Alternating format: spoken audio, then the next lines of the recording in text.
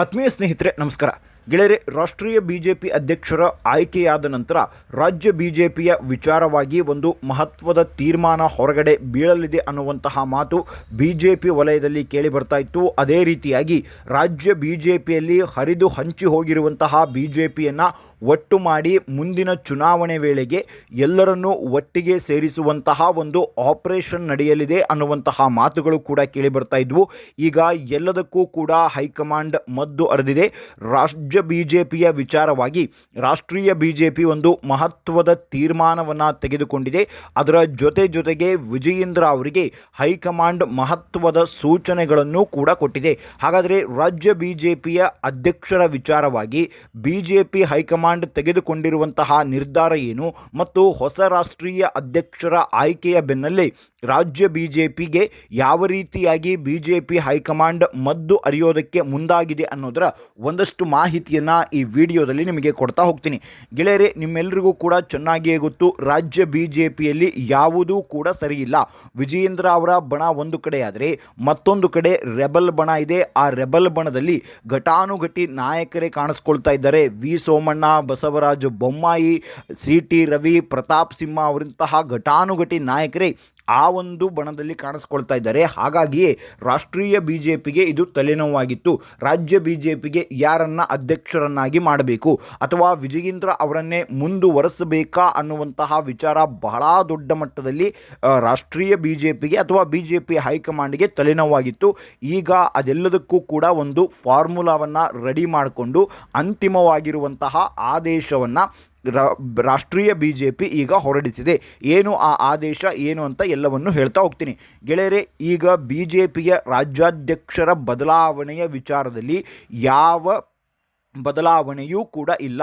ವಿಜಯೇಂದ್ರ ಅವರೇ ಮುಂದಿನ ವರ್ಷದವರೆಗೂ ಅಂದರೆ ಅವರ ಅವಧಿಯ ಮುಗಿಯುವವರೆಗೂ ಕೂಡ ಅವರು ರಾಜ್ಯಾಧ್ಯಕ್ಷರಾಗಿರ್ತಾರೆ ಅನ್ನುವಂತಹ ವಿಚಾರವನ್ನು ಈಗ ಬಿಜೆಪಿ ಹೈಕಮಾಂಡ್ ಅಧಿಕೃತವಾಗಿ ರಾಜ್ಯದ ಬಿಜೆಪಿ ನಾಯಕರಿಗೆ ಹೇಳಿದೆ. ಅದರ ಜೊತೆಗೆ ರಾಜ್ಯದ ಬಿಜೆಪಿ ನಾಯಕರಿಗೆ ವಿಜಯೇಂದ್ರ ಅವರ ಜೊತೆಗೆ ಸೇರಿಕೊಂಡು ಸಮನ್ವಯವಾಗಿ ಪಕ್ಷವನ್ನು ಸಂಘಟನೆ ಮಾಡುವಂತೆ ಕಟ್ಟುನಿಟ್ಟಿನ ಆದೇಶವನ್ನು ಹೊರಡಿಸಿದೆ.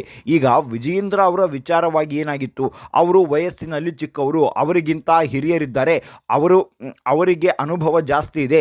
ಹಾಗಾಗಿ ವಿಜಯೇಂದ್ರ ಅವರನ್ನು ಬಿಟ್ಟು ಹಿರಿಯರಿಗೆ ರಾಜ್ಯ ಅಧ್ಯಕ್ಷರ ಪಟ್ಟವನ್ನು ಕಟ್ಟಿ ಅಂತ ಹೇಳಲಾಗ್ತಾ ಇತ್ತಲ್ಲ. ಈಗ ಅದಕ್ಕೆ ಬಿಜೆಪಿ ಹೈಕಮಾಂಡ್ ಕೊಡ್ತಾ ಇರುವಂತಹ ನೇರ ಉತ್ತರ ಏನು ಅಂದರೆ, ರಾಷ್ಟ್ರೀಯ ಬಿಜೆಪಿ ಅಧ್ಯಕ್ಷರ ವಯಸ್ಸು ಎಷ್ಟು? ಈಗ ನೂತನವಾಗಿ ರಾಷ್ಟ್ರೀಯ ಬಿಜೆಪಿ ಅಧ್ಯಕ್ಷರಾಗಿದ್ದಾರಲ್ಲ ನಿತಿನ್ ನಬೀನ್, ಅವರ ವಯಸ್ಸು ಕೇವಲ 45 ವರ್ಷ. 45 ವರ್ಷ ವಯಸ್ಸಿನವರೇ ರಾಷ್ಟ್ರೀಯ ಬಿಜೆಪಿ ಅಧ್ಯಕ್ಷರಾಗಿರುವಾಗ ಅವರ ವಯಸ್ಸಿನ ಆಸುಪಾಸಿನಲ್ಲಿರುವಂತಹ ವಿಜಯೇಂದ್ರ ಅವರು ರಾಜ್ಯ ಬಿಜೆಪಿಯ ಅಧ್ಯಕ್ಷರಾಗಿರೋದ್ರಲ್ಲಿ ತಪ್ಪೇನೂ ಇಲ್ಲ. ಅವರಿಗೆ ನೀವು ಸಾಥ್ ಕೊಡಲೇಬೇಕು. ನಾವು ಕೂಡ 45 ವರ್ಷದ ನಿತಿನ್ ನಬೀನ್ ಅವರಿಗೆ ನಾವು ಸಾಥನ್ನು ಕೊಡ್ತಾ ಇದ್ದೀವಿ ಅಂತ ಸ್ವತಃ ಅಮಿತ್ ಶಾ ಅವರು ಒಂದು ಮೆಸೇಜನ್ನು ಕೊಟ್ಟಿದ್ದಾರೆ. ಅದರ ಜೊತೆಗೆ ಬಿಜೆಪಿಯಲ್ಲಿ ಆಗಿರುವಂತಹ ಕೆಲ ವೈಮನಸ್ಸುಗಳನ್ನು ಬಗೆಹರಿಸೋದಕ್ಕೂ ಕೂಡ ಈಗ ಅಮಿತ್ ಶಾ ಮುಂದಾಗಿದ್ದಾರೆ. ಈ ವಿಚಾರವಾಗಿ ರಾಷ್ಟ್ರೀಯ ಬಿಜೆಪಿ ಅಧ್ಯಕ್ಷರ ವಿಚಾರ ಅಂದರೆ ಒಬ್ಬ ರಾಜ್ಯ ಬಿಜೆಪಿ ಅಧ್ಯಕ್ಷರ ವಯಸ್ಸಿನ ವಿಚಾರವಾಗಿ ನೀವು ಅವರನ್ನು ಎಳಸು ಅಂತ ಹೇಳಿ ಅವರನ್ನು ದ್ವೇಷಿಸುವುದರಲ್ಲಿ ಯಾವುದೇ ಅರ್ಥ ಇಲ್ಲ. ರಾಷ್ಟ್ರೀಯ ಬಿಜೆಪಿ ಅಧ್ಯಕ್ಷರು ಕೂಡ ಯಂಗಾಗಿದ್ದಾರೆ. ನಾವು ಈಗ ಯುವಕರಿಗೆ ಮಣೆ ಹಾಕ್ತೀವಿ, ಹಿರಿಯರಿಗೆ ಅಲ್ಲ ಅನ್ನುವಂತಹ ಮಹತ್ವದ ಸಂದೇಶವನ್ನು ಈ ಮೂಲಕ ರವಾನಿಸಿದೆ. ಇದರ ಜೊತೆಗೆ ಗೆಳೆಯರೆ, ಇಲ್ಲಿ ಬಿಜೆಪಿಯ ಹೈಕಮಾಂಡ್ ವಿಜಯೇಂದ್ರ ಅವರಿಗೆ ಮಹತ್ವದ ಆದೇಶವನ್ನು ಹೊರಡಿಸಿದೆ. ನೀವು ಬಿಜೆಪಿಯ ರಾಜ್ಯಾಧ್ಯಕ್ಷರಾಗಿ ಮುಂದಿನ ವರ್ಷದವರೆಗೂ ಕೂಡ ನೀವು ಮುಂದುವರಿತೀರಿ. ನಿಮ್ಮ ಅಧಿಕಾರ ಅವಧಿ ಮುಗಿಯುವವರೆಗೂ ಕೂಡ ನೀವೇ ಬಿಜೆಪಿಯ ರಾಜ್ಯಾಧ್ಯಕ್ಷರಾಗಿರ್ತೀರಿ. ಆದರೆ ನೀವು ಮೈತ್ರಿಯ ಧರ್ಮವನ್ನು ಸರಿಯಾಗಿ ಪಾಲಿಸಿಕೊಂಡು ಹೋಗಬೇಕು. ಯಾವುದೇ ಚುನಾವಣೆ ಇರಲಿ, ಈಗ GBA ಚುನಾವಣೆ ಬರುತ್ತೆ, GBA ಚುನಾವಣೆ ಆಗಿರ್ಬೋದು, ಬೇರೆ ಜಿಲ್ಲಾ ಪಂಚಾಯತ್ ಚುನಾವಣೆ ಆಗಿರ್ಬೋದು, ಅಥವಾ ಬೇರೆ ಲೋಕಲ್ ಬಾಡಿ ಎಲೆಕ್ಷನ್ ಆಗಿರ್ಬೋದು, ಯಾವುದೇ ಚುನಾವಣೆಯಲ್ಲಿಯೂ ಕೂಡ JDS ಜೊತೆಗಿನ ಮೈತ್ರಿಯನ್ನು ನೀವು ಮುರಿದುಕೊಳ್ಳುವ ಹಾಗಿಲ್ಲ. JDS ಜೊತೆಗೆ ನೀವು ಚೆನ್ನಾಗಿಯೇ ಇರಬೇಕು. JDS ಜೊತೆಗಿನ ಮೈತ್ರಿಯ ಧರ್ಮವನ್ನು ನೀವು ಪಾಲಿಸಬೇಕು. ಯಾವುದೇ ನಾಯಕನಾಗಿರಲಿ JDS ಜೊತೆಗಿನ ಮೈತ್ರಿಯನ್ನು ನೀವು ಮುರಿದುಕೊಳ್ಳುವ ಹಾಗಿಲ್ಲ ಅಂತ ಕಟ್ಟುನಿಟ್ಟಿನ ಆದೇಶವನ್ನು BJP ಹೈಕಮಾಂಡ್ ವಿಜಯೇಂದ್ರ ಅವರಿಗೆ ಮಾಡಿದೆ. ಗೆಳೆಯರೇ, ಇಲ್ಲಿ BJP ಹೈಕಮಾಂಡ್ ಈ ತರಹದ ಡಿಸಿಷನ್ ತೆಗೆದುಕೊಂಡಿರೋದ್ರಲ್ಲಿ ಒಂದು ಮಹತ್ವದ ವಿಚಾರವೂ ಕೂಡ ಗೊತ್ತಾಗ್ತಾ ಇದೆ. ಏನು ಅಂದರೆ, ಈಗ 2028ಕ್ಕೆ ಚುನಾವಣೆ ಇದೆ. 2028ಕ್ಕೆ ಚುನಾವಣೆ ಇದ್ದರೆ ಈಗ BJPಯ ಹೊಸ ಅಧ್ಯಕ್ಷರನ್ನು ಆಯ್ಕೆ ಮಾಡಿ ಕೈ ಸುಟ್ಟುಕೊಳ್ಳೋದ್ರಲ್ಲಿ ಯಾವುದೇ ರೀತಿಯಾಗಿರುವಂತಹ ಲಾಭವಿಲ್ಲ.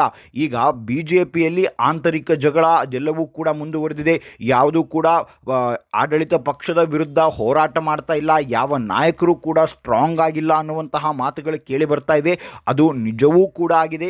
ಎಂತೆಂತಹ ಹಗರಣ ಬಂದರೂ ಕೂಡ ರಾಜ್ಯ BJP ಅದನ್ನು ತಾರ್ಕಿಕ ಅಂತ್ಯಕ್ಕೆ ತೆಗೆದುಕೊಂಡು ಹೋಗಿಲ್ಲ. ಇಲ್ಲಿಯೂ ಕೂಡ ನಾಯಕತ್ವದ ಕೊರತೆ ಇದೆ ಮತ್ತು ಸಮನ್ವಯ ನಾಯಕತ್ವ ಇಲ್ಲ ಅನ್ನೋದು ಕೂಡ ಗೊತ್ತಾಗಿದೆ. ಇದು ಕೇಂದ್ರದ BJPಗೂ ಕೂಡ ಗೊತ್ತು. ಹಾಗಾಗಿಯೇ ಈ ಒಂದು ಟೀಮ್ನ ಇಟ್ಕೊಂಡು ನಾವು 2028ರ ಚುನಾವಣೆಗೆ ಹೋದರೆ ಖಂಡಿತವಾಗಿಯೂ ಗೆಲ್ಲೋದಿಲ್ಲ ಅನ್ನೋದು ಕೂಡ ಅವರಿಗೆ ಗೊತ್ತಿದೆ. ಹಾಗಾಗಿಯೇ ಒಂದು ವರ್ಷ ವಿಜಯೇಂದ್ರ ಅವರನ್ನು ಅಧ್ಯಕ್ಷರನ್ನಾಗಿ ಮುಂದುವರಿಸಿ ಈ ಜಟಾಪಟಿ ಎಲ್ಲವೂ ಕೂಡ ಇದೇ ತರಹ ಇರಲಿ. ಆನಂತರ ಒಂದು ವರ್ಷ ಆದಮೇಲೆ ಬದಲಾವಣೆ ಮಾಡೋಣ. ಒಂದು ವರ್ಷ ಆದಮೇಲೆ ಬದಲಾವಣೆ ಅಂದರೆ 2027ಕ್ಕೆ ವಿಜಯೇಂದ್ರ ಅವರ ಅಧ್ಯಕ್ಷದ ಅವಧಿಯೂ ಕೂಡ ಮುಗಿಯುತ್ತೆ. ಆಗ ಯಡಿಯೂರಪ್ಪನವರಿಗೂ ಕೂಡ ಯಾವುದೇ ರೀತಿಯಾಗಿರುವಂತಹ ರೈಟ್ಸ್ ಇರೋದಿಲ್ಲ. ಯಾಕೆ ನನ್ನ ಮಗನನ್ನು ಇಳಿಸಿದ್ರಿ ಅಂತ ಕೇಳುವ ಹಂತಕ್ಕೆ ಮತ್ತು ಅವರು ರೆಬಲ್ ಆಗೋದಕ್ಕೆ ಮತ್ತು ಯಡಿಯೂರಪ್ಪನವರು ಸಿಡಿದೇಳೋದಕ್ಕೂ ಕೂಡ ಯಾವುದೇ ರೀತಿಯಾಗಿರುವಂತಹ ನೈತಿಕವಾಗಿರುವಂತಹ ಹಕ್ಕು ಕೂಡ ಇರೋದಿಲ್ಲ. ನಿಮ್ಮ ಮಗನ ಅಧಿಕಾರದ ಅವಧಿ 3 ವರ್ಷ, ಅದನ್ನು ನಾವು ಕೊಟ್ಟಿದ್ದೇವೆ, 3 ವರ್ಷ ಮುಗಿಸಿದ್ದೀವಿ. ಆ ನಂತರ ಈಗ ಹೊಸ ಅಧ್ಯಕ್ಷನನ್ನು ಆಯ್ಕೆ ಮಾಡ್ತಾ ಇದ್ದೀವಿ ಅಂತ ಹೇಳಿ ಆ ಸಮಯದಲ್ಲಿ BJPಗೆ ಹೊಸ ನಾಯಕನನ್ನು ಆಯ್ಕೆ ಮಾಡುವಂತಹ ಎಲ್ಲ ಲಕ್ಷಣಗಳು ಮತ್ತು ಆ ಒಂದು ಪ್ಲಾನಿಂಗ್ನಿಂದಲೇ BJP ಹೈಕಮಾಂಡ್ ಕರ್ನಾಟಕದ ವಿಚಾರವಾಗಿ ಈ ರೀತಿಯಾಗಿರುವಂತಹ ನಿರ್ಧಾರವನ್ನು ತೆಗೆದುಕೊಳ್ತಾ ಇದೆ.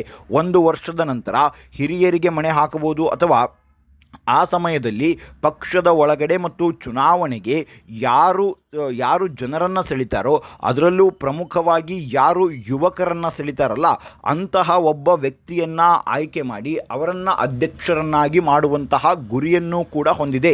ಇದರ ನಡುವೆ ಮತ್ತೊಂದು ಮಹತ್ವದ ಬೆಳವಣಿಗೆ ಏನಾಗಿದೆ ಅಂದರೆ 2028ರಲ್ಲಿ ಏನಾದರೂ BJP ಮತ್ತು JDS ಮೈತ್ರಿ ಜಯಗಳಿಸಿತು ಅಂದರೆ BJPಗೆ ಪೂರ್ಣ ಪ್ರಮಾಣದಲ್ಲಿ ಅಧಿಕಾರ ಸಿಗುವಂತಹ ಯಾವುದೇ ಲಕ್ಷಣಗಳು ಕೂಡ ಕಾಣಿಸ್ತಾ ಇಲ್ಲ. ಅದಕ್ಕೆ ಮೊನ್ನೆಯಷ್ಟೇ ಮಾಜಿ CM HD ಕುಮಾರಸ್ವಾಮಿ ಅವರು ಒಂದು ಮಾತನ್ನು ಹೇಳ್ತಾರೆ, ಒಂದು ಸ್ಟೇಟ್ಮೆಂಟ್ ಕೊಡ್ತಾರೆ. ಏನು ಆ ಸ್ಟೇಟ್ಮೆಂಟ್ ಅಂದರೆ, ರಾಜ್ಯಕ್ಕೆ 2028ರಲ್ಲಿ ಮತ್ತೆ ನಾನು ಮುಖ್ಯಮಂತ್ರಿಯಾಗಿ ಬರ್ತೀನಿ ಅಂತ. ಅಂದರೆ ಈಗಾಗಲೇ ಅಮಿತ್ ಶಾ, ನರೇಂದ್ರ ಮೋದಿ ಮತ್ತು ಕುಮಾರಸ್ವಾಮಿ ಅವರು ಪ್ಲಾನ್ ಮಾಡಿರುವ ಹಾಗೆ BJP ಮತ್ತು JDS ಮೈತ್ರಿಯಲ್ಲಿ ಚುನಾವಣೆಯನ್ನು ಎದುರಿಸಿ ಒಂದು ವೇಳೆ ಚುನಾವಣೆಯಲ್ಲಿ BJP ಮತ್ತು JDSಗೆ ಬಹುಮತ ಬಂದರೆ ಪೂರ್ಣ ಪ್ರಮಾಣದ CM ಆಗಿ ಕುಮಾರಸ್ವಾಮಿ ಅವರನ್ನು, ಡೆಪ್ಯೂಟಿ CM ಆಗಿ BJPಯ ಯಾರಾದರೂ ಒಬ್ಬರು ನಾಯಕರನ್ನು ಮಾಡುವಂತಹ ಎಲ್ಲ ಲಕ್ಷಣಗಳು ಕೂಡ ಈಗ ಕಾಣಿಸ್ತಾ ಇದೆ. ಒಟ್ಟಾರೆಯಾಗಿ ರಾಜ್ಯ BJPಯ ಅಧ್ಯಕ್ಷರ ಆಯ್ಕೆಯ ವಿಚಾರವಾಗಿ ಈಗ ಹೈಕಮಾಂಡ್ ತೆಗೆದುಕೊಂಡಿರುವಂತಹ ನಿರ್ಧಾರ ಏನು ಅಂದರೆ, ಸದ್ಯಕ್ಕೆ ವಿಜಯೇಂದ್ರ ಅವರನ್ನು ಬದಲಾಯಿಸುವ ಹಾಗಿಲ್ಲ. ಮುಂದಿನ ವರ್ಷ ಪ್ರತಾಪ್ ಸಿಂಹನೋ ಅಥವಾ CT ರವಿನೋ, ವಿ ಸೋಮಣ್ಣ ಅವರು ಆ ಸಮಯದಲ್ಲಿ ನೋಡೋಣ ಅನ್ನುವಂತಹ ನಿಲುವಿಗೆ ಬಂದಿದೆ. ರಾಷ್ಟ್ರೀಯ BJPಯ ಈ ನಿರ್ಧಾರಕ್ಕೆ ನಿಮ್ಮ ಅನಿಸಿಕೆ, ಅಭಿಪ್ರಾಯ ಏನು? ರಾಷ್ಟ್ರೀಯ BJP ನಾಯಕರು ತೆಗೆದುಕೊಂಡಿರುವಂತಹ ಈ ನಿರ್ಧಾರ ಸರಿಯಾಗಿದೆಯಾ ಅನ್ನೋದನ್ನು ಕಮೆಂಟ್ ಮೂಲಕ ತಿಳಿಸಿ. ಮುಂದಿನ ವಿಡಿಯೋದಲ್ಲಿ ಮತ್ತಷ್ಟು ಮಾಹಿತಿಯ ಜೊತೆಗೆ ಬರ್ತೀನಿ. ಅಲ್ಲಿವರೆಗೂ ಜೈ ಹಿಂದ್, ಜೈ ಕರ್ನಾಟಕ.